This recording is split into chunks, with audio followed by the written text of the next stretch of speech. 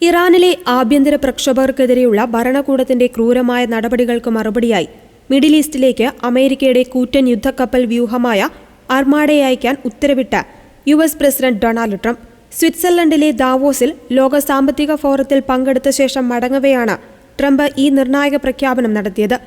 വിമാനവാഹിനി കപ്പലുകൾ ഉൾപ്പെടെയുള്ള അമേരിക്കയുടെ കരുത്തുറ്റ നാവിക വ്യൂഹം ഇറാൻ ലക്ഷ്യമാക്കി നീങ്ങുകയാണ്. വളരെ വലിയൊരു സന്നാഹമാണ് ഇങ്ങോട്ട് പോകുന്നത്. ഇത് ഉപയോഗിക്കേണ്ടി വരില്ലെന്ന് ഞാൻ പ്രത്യാശിക്കുന്നു.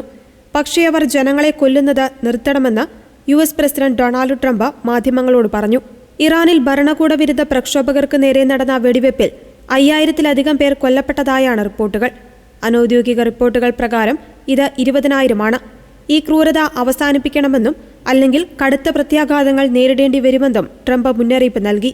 അതേസമയം അമേരിക്കയുടെ ഭാഗത്തുനിന്ന് ഉണ്ടാകുന്ന ഏത് നീക്കത്തെയും പ്രതിരോധിക്കുമെന്ന് ഇറാൻ വ്യക്തമാക്കി. ഇറാൻ ഇപ്പോൾ അതീവ ജാഗ്രതയിലാണെന്നും യുഎസ് വിമാനവാഹിനി കപ്പലുകളുടെ വരവിനെ രാജ്യം ഗൗരവത്തോടെയാണ് കാണുന്നതെന്നും മുതിർന്ന ഇറാനിയൻ ഉദ്യോഗസ്ഥൻ വ്യക്തമാക്കി. ആക്രമണം പരിമിതമായ രീതിയിലുള്ളതാണോ അതോ ലക്ഷ്യമിട്ടിട്ടുള്ളതാണോ എന്ന് നോക്കില്ലെന്നും ഏത് തരത്തിലുള്ള സൈനിക നീക്കത്തിനും തങ്ങൾ കടുത്ത രീതിയിൽ തന്നെ തിരിച്ചടി നൽകുമെന്നും ഇറാൻ മുന്നറിയിപ്പ് നൽകി. മിഡിൽ ഈസ്റ്റിലെ സംഘർഷാവസ്ഥ കണക്കിലെടുത്ത് ഖത്തർ എയർവേസ് ഉൾപ്പെടെയുള്ള വിമാന കമ്പനികൾ ഇറാന്റെ വ്യോമപാത ഒഴിവാക്കി സർവീസ് നടത്താൻ തീരുമാനിച്ചു.